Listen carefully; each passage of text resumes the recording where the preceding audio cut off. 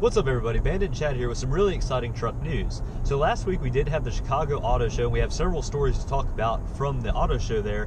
But before we get started, let's go and talk about Ford actually released the Ranger Raptor there in Thailand before the Chicago Auto Show even got started. So all the details are out about this truck. We did see several spy shots there in the past few weeks and we talked about it a little bit, but now we have all of the details. So here's what we know. It will come with a 2-liter twin-turbo diesel motor with a 10-speed automatic that was co-developed between GM and Ford.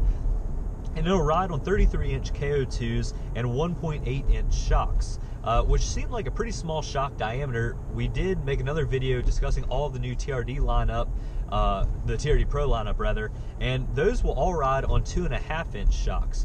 So these do seem a little bit small, especially coming from a diesel, but maybe we're just reading a little bit too far into it here, and I'm sure Ford has already, made accommodations for that truck to work pretty well. Also, this truck does have all of the same stretched body panels. It does look a little bit more aggressive, like its big brother, the F-150 Raptor. But the biggest story here is it's probably not coming to America, right? Right. So there are some people that are a little concerned that the Ford Ranger Raptor is not going to be making its way over to the States. We think that maybe at some point it will, but definitely not going to be in the same iteration that it is as it seems, because the reality of it is we haven't even gotten the Ford Ranger here yet. We know it is coming in 2019 as a 2019 model, but we don't know if there's going to be a Ranger Raptor version of it soon after, a model year after. No information has been released on that yet, but I'm sure it would do really, really good here in the States. Now, there are a couple notable differences between the two, and one of them is the gauge cluster right in the center. Over in Asia and Thailand, and where they're going to be getting the Ranger Raptor, it is a traditional 2-dial setup where you do have your tachometer and speedometer and any other supplementary gauges there. But here for the States, the Ford Ranger that we are getting is just a similar setup that Ford has used in some of their other crossovers and SUVs, and that is just a single gauge setup with customizable screens on either side. Right, and another thing that really makes us kind of question whether or not we'll be getting this is with the stretched body panels and the wider track and everything else, it's going to be very, very similarly sized to the F-150 Raptor. And another issue with that is if it does come with that diesel option, or diesel motor as standard, like they're saying in this story, it's probably going to be pretty expensive. The normal Raptor, ignoring dealer markups or anything else, does start at just a hair over $50,000, and most off-road worthy trucks like say the ZR2 with the diesel option, you're getting pretty close to that range, and I think most people would just step up if they were going to be faced with that decision. That way you get more power, more capability, and everything else.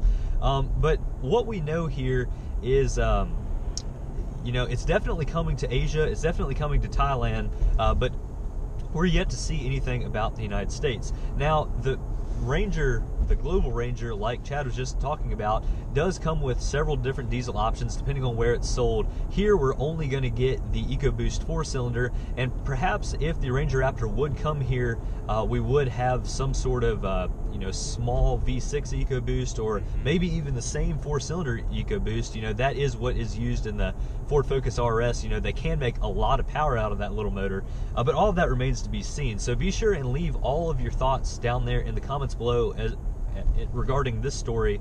Like I said, it remains to be seen. We're supposed to get the normal Ranger here in 2019, so perhaps this is to follow, but we'll all see about that.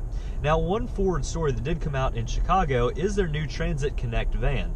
Now, if any of y'all saw the release of this, it was pretty terrible, to say the least. I'm not trying to hate on Ford too much. I actually really, really like this Transit Connect van.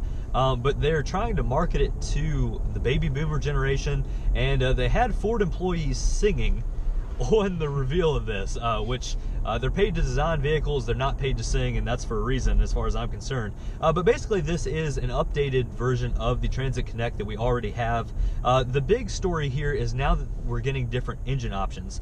So we're going to have a 2-liter gas motor instead of the 2.5-liter, and there's also going to be a 1.5-liter diesel that they're calling the Eco Blue motor, which again could be a smaller version of what is used there in the Ranger Raptor, that diesel. But all of these engines will be paired with an 8-speed automatic, and they're going to have a few different options on the interior and safety features as well. So they are going to have all of the updated safety features. They are going to have the newest version of Sync 3, and they're also using the Amazon Alexa personal assistant, which is pretty interesting because we just talked about the new Toyota Avalon using that.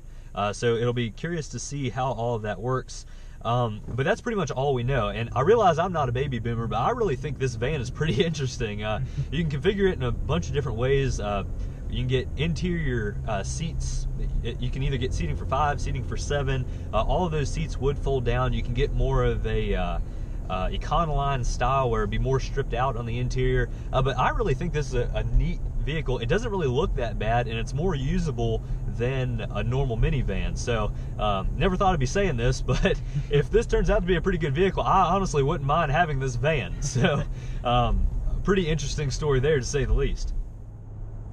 So following the reveal of the 2019 TRD Pro lineup, we did do a video on that last week. If you do want to check it out, it will be there on the channel for you to check out. So another story that we did want to go over was how Ram has now come out with over 200 different Mopar aftermarket accessories or mods that you can get for your vehicle now. And the ones that we kind of thought were interesting were the Mopar intake and exhaust. And something very interesting about that Mopar intake is that the throttle body is set up in such a way, not that it's like sideways how it would normally be oriented, but it's more like up and down, and we believe that is more for the e-torque setup if you were to get it for that type of vehicle with that equipped engine. Now, a few other things that we thought were pretty cool was a Mopar bed rack, which looks really, really sweet. There are also beadlock wheels that you can get from Mopar, which again, another cool option above a standard factory equipped Ram truck. Now, I mean, there are so many different other options. Like I said, there are over 200 different accessories that you can get. I don't think you could probably equip your vehicle with all 200. That would look kind of funny. But anyways, it was just kind of cool that there are now over 200. I mean, that's a lot. That's a mouthful of different accessories now coming from Mopar. Right, and the coolest part about all that is you can go back and order those from the dealer if you so choose, or you can actually get a lot of those actually from the factory. You can just order your truck with, say, the intake and the exhaust if that's what you want, and that'll be included in your monthly financing and the overall cost of the vehicle. So a really good idea there, and good job for Ram doing all of that. You know, they have really cool options there with the Wrangler. Now they're doing the same thing with the Ram 1500. Really good job there, and they're really giving the customers the kind of options that they want. You know, they've been talking about that they really have a good relationship with their customers. They hear what the customers want, and they try to bring all of that, which is not exactly what the Toyota did with the TRD Pro lineup, but again, we already made a video on that, so check that out if you're interested. And our final story this week actually comes from Nissan. So they did debut actually 3 kind of concept-y type vehicles. One of them was the Armada Snow Patrol, which kind of has a neat name because overseas they do have the Nissan Patrol. We don't get that here for our SUV. We do get you know, the Xterra, which just went out of production, and the Armada, but it was just a mild lift, kind of showing what you could do in the aftermarket if you did have an Armada and you wanted to make it more off-road worthy. And they also had the 370 Ski, which was just a standard 370Z, but with tracks on the back and skis on the front. Now, I think this was mainly intended to be more of an eye-catcher than an actual production vehicle, obviously. But they certainly made a big splash there in Chicago. But the most important story from Nissan is actually their Titan. So we've already talked about their Titan. You know, they do have that 5-liter Cummins V8. They do have several different neat options, but they're actually taking a page out of the Ram and Mopar playbook there, and they're offering a lot of aftermarket accessories that you can get there on your Titan now. And the most notable one is actually a 3-inch lift that is an Icon vehicle dynamic setup. So Icon obviously makes really great products in the aftermarket for, say, our Tacomas or really any other vehicle.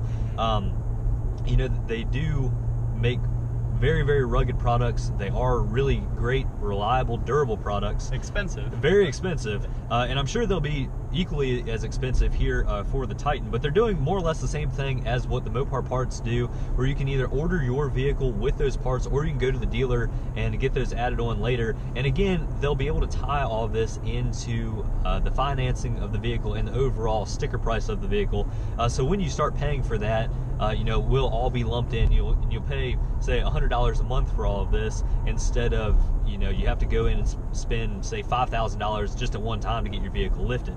So I think this is a really good idea. I think they're definitely going to sell a lot more units, because again, if you can just say, well, you know, for $50 more a month, you could have your truck looking like this instead of just a stock vehicle, I think that's definitely going to be appealing to a lot of people. But that pretty much wraps up everything we have to talk about for this week. Thank you all very much for watching. Please remember to leave all of your thoughts in the comments below. We do try to read all of those, and we'll get back to you as soon as possible. But thank you all very much for watching. Have a fantastic week, everybody. Catch you next time. See you guys.